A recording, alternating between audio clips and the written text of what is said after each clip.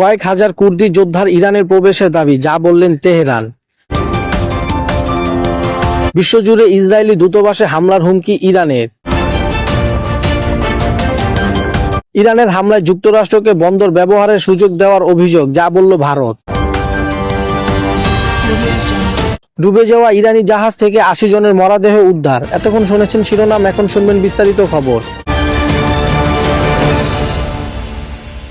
প্রথমে আসি কয়েক হাজার কুর্দি যোদ্ধা ইরানের প্রবেশের দাবি, যা বললেন তেহরান।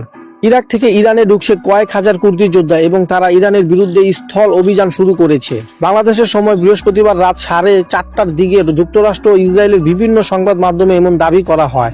তবে ইরানি বার্তা সংস্থা তাসনিম নিউজ জানিয়েছেন, ইরাক সীমান্তে এমন কিছু হয়নি এবং সীমান্ত স্থিতিশীল আছে। এছাড়াও ইরাকের কুর্দিস্তানে আঞ্চলিক সরকার ও এক বিবৃতিতে বলেছেন, তাদের এখন থেকে কোনো যোদ্ধার ইরানে প্রবেশের ঘটনা ঘটেনি। তবে কুর্দিদের এক গোষ্ঠী কর্মকর্তা বার্তা সংস্থা এপিকে জানিয়েছেন, তাদের কয়েক হাজার যোদ্ধা সীমান্তবর্তী সোলেমান সহ প্রদেশে অবস্থান করছে, যারা সুযোগ বুঝে বা যুক্তরাষ্ট্রকে নির্দেশ পেলে ইরানে প্রবেশ করবে। কিন্তু মার্কিন সংবাদ মাধ্যমে ফক্স নিউজকে একটি সূত্র দাবি করেছেন, ইরান ইতিমধ্যে কুর্দিদের স্থল অভিযান শুরু করেছে। সূত্র তাসনিম রয়টার্স। তারপর আসি বিশ্বজুড়ে ইসরায়েলি দূতাবাসে হামলার হুমকি ইরানের।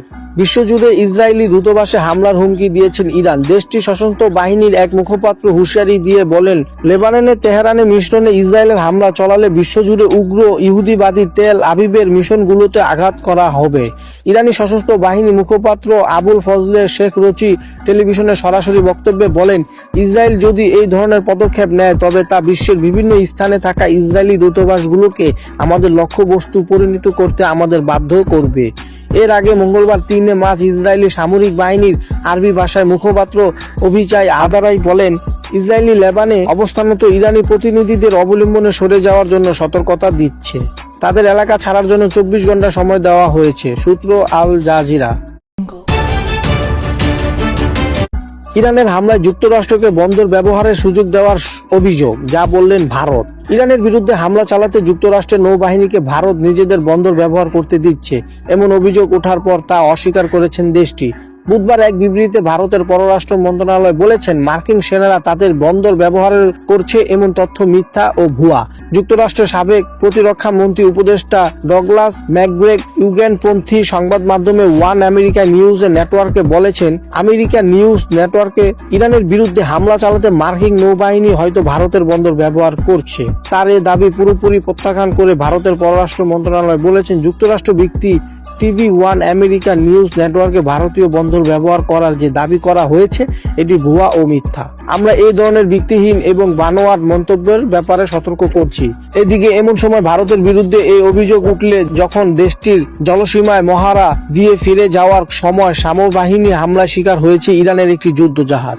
বুধবার মার্কিন সাবরিনের হামলায় ডুবে যায় ইরানি যুদ্ধ জাহাজ। শ্রীলঙ্কায় জলসীমায় থাকা অবস্থায় এটি হামলার শিকার হয়। জাহাজটি মহাসড়কের ভারত থেকে জানিয়েছিলেন। সূত্র আল জাজিরা।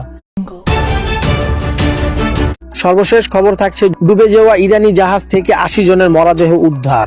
আন্তর্জাতিক জলবায়ু মার্কিন সেনাবাহিনীর হামলায় ডুবে যাওয়া ইরানি জাহাজের মধ্যে IRIS দেনা থেকে ৮৭ জনের মরদেহ উদ্ধার করা হয়েছে, আর জীবিত উদ্ধার করা হয়েছে অন্তত ৩২ জন নাবিককে। শ্রীলঙ্কার নৌবাহিনী এই তথ্য জানিয়েছেন। কর্তৃপক্ষের কাতার ভিত্তিক সংবাদ মাধ্যমে আল জাজিরা জানায়, দক্ষিণ অঞ্চলীয় গলে শহর থেকে প্রায় 40 নটিক্যাল মাইল প্রায় 75 কিলোমিটার দূরে অবস্থানরত ইরানের ফ্রিগেট IRIS দেনা স্থায়ী সময় সকাল 6টা থেকে 7টার মধ্যে বিপদ সংকেত পাঠায়। শ্রীলঙ্কার নৌবাহিনী মুখপাত্র ভুদিকা সম্পনে এর আগে জানিয়েছিলেন, জাহাজের নথি অনুযায়ী জাহাজটিকে 180 জন আরোহী ছিলেন বলে ধারণা করা হচ্ছে। শ্রীলঙ্কার কর্মকর্তারা জানান, নিখোঁজদের সন্ধানে অনুসন্ধান ও উদ্ধার অভিযান এখনো চলছে। শ্রীলঙ্কা পররাষ্ট্রমন্ত্রী বিজিতা হেরাত পার্লামেন্টে জানান, জাহাজটি বিপদে পড়েছে এমন তথ্য পাওয়ার পর সরকার উদ্ধার অভিযানে নৌবাহিনীর জাহাজ ও বিমান বাহিনীর উড়োজাহাজ পাঠায়। শ্রীলঙ্কার নৌবাহিনীর এক মুখপাত্র বলেন, সেখানে ইরানি যুদ্ধ জাহাজটি ডুবেছে, সেখানে অন্য কোনো জাহাজ বা উড়োজাহাজ দেখা যায়নি। গলের একটি হাসপাতালের সামনে থেকে আল জাজিরা প্রতিবেদনকে জানান কলম্বোয় অবস্থিত ইরানি দূতাবাসের এক কর্মকর্তা বলেছেন ঘটনার কারণ জীবিত নাবিকদের সঙ্গে কথা বলতে 2 জন কর্মকর্তা গলে পাঠানো হয়েছে। মার্কিন প্রতিরক্ষা মন্ত্রী হিড হেগসেথ বুধবার পেন্টাগনে এক ব্রিফিং এ জানিয়েছিলেন শ্রীলঙ্কার উপকূল আন্তর্জাতিক জলসীমায় একটি মার্কিন সাবমেরিন টর্পেডো নিক্ষেপ করে ইরানের একটি যুদ্ধ জাহাজ ডুবিয়ে দেওয়া হয়েছে।